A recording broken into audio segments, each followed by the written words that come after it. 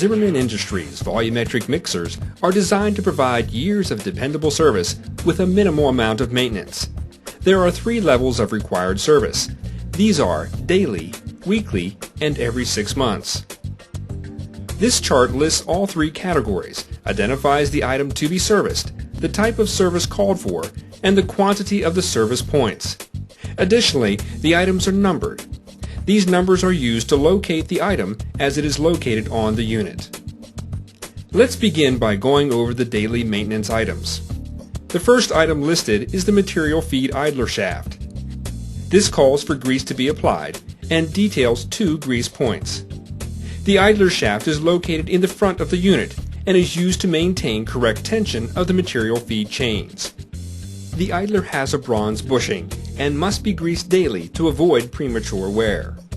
The grease fitting is located toward the outside of the unit on each of the 2 shafts. Grease is pumped into the fitting until it is seen coming out around the shaft. Item number 2 is the auger slinger disc seals.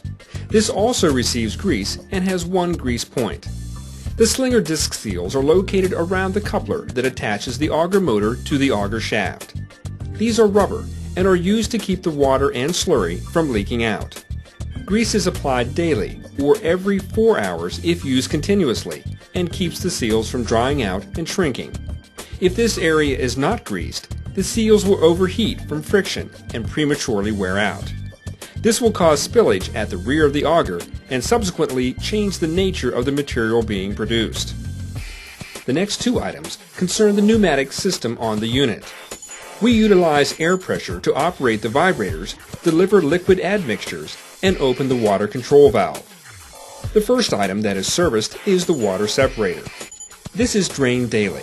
This is done to prevent moisture from contaminating the air-actuated components and causing corrosion. The next item is the oiler. This device adds a controlled amount of oil to the air lines that feed the vibrators. This is checked daily and filled as needed. The recommended fluid is air tool oil. To add oil to this component, first shut off the airflow to the oiler by closing the ball valve that feeds the air tree. Next, the bleed valve at the bottom of the water separator is opened to drain all of the air out of the unit. Once this is done, the bowl is unscrewed from the housing and oil added. The bowl is reinstalled and air supply turned back on. The hydraulic oil reservoir is located on the deck of the unit and has a sight glass located in the side. The recommended level of oil is 75% of the glass. If the oil is filled to the top, it may overfill when all hydraulic cylinders are collapsed. If oil is not visible in the glass, damage to the hydraulic pump may occur. The recommended oil is a hydraulic oil of at least AW number 46. The oil is added through the fill located on the top of the reservoir. The last item on the daily list is the power chute pivot. The power chute is an option, and only units so equipped have this additional maintenance point. The pivot point is located at the discharge end of the auger and has 2 grease fittings. These are filled daily to ensure smooth movement of the chutes. The next section to look at is the weekly maintenance items. If the unit is being used continuously, these should be done every 40 hours. The first item is the shutter door linkage. The dispensing of aggregates is controlled by adjusting the opening at the end of the bin. The doors are moved up and down to specific settings. The linkage between the handle and the door has 3 grease fittings, and these are filled to ensure free movement of the handles. The material feed sprockets are located at the rear or discharge end of the unit. There are 2 of these, each with 1 grease fitting. The fittings are located on the face of the sprocket that is toward the center of the unit. These are greased so that when the sprocket is disengaged by removing the locking pin, it will spin freely on the material feed shaft. Next is the swing ring. This is located at the rear or discharge end of the unit. There are 4 grease fittings on this ring, located 90 degrees apart. These are greased to aid in a smooth movement of the auger and to displace any water or material buildup in this area.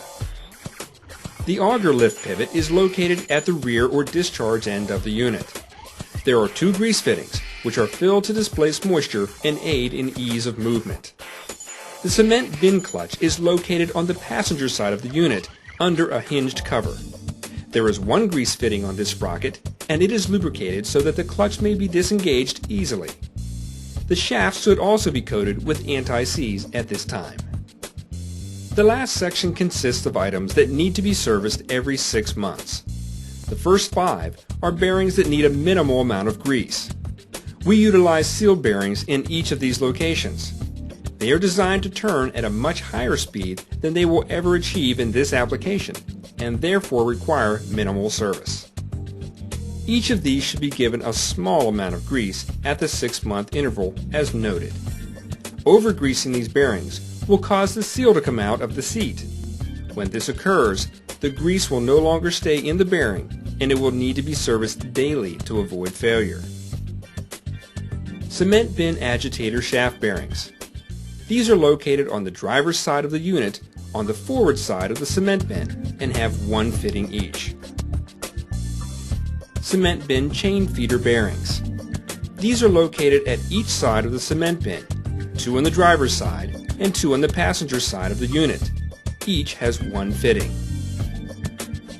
Auger flighting support bearing. This is located at the discharge end of the auger and has one fitting. On units with the end drive option, the bearing is at the lower end of the auger. Material feed drive shaft bearing. There are 2 of these, located at the rear or discharge end of the unit, 1 each on the driver's and passenger side of the unit, and they have one fitting each. Material feed jack shaft bearing.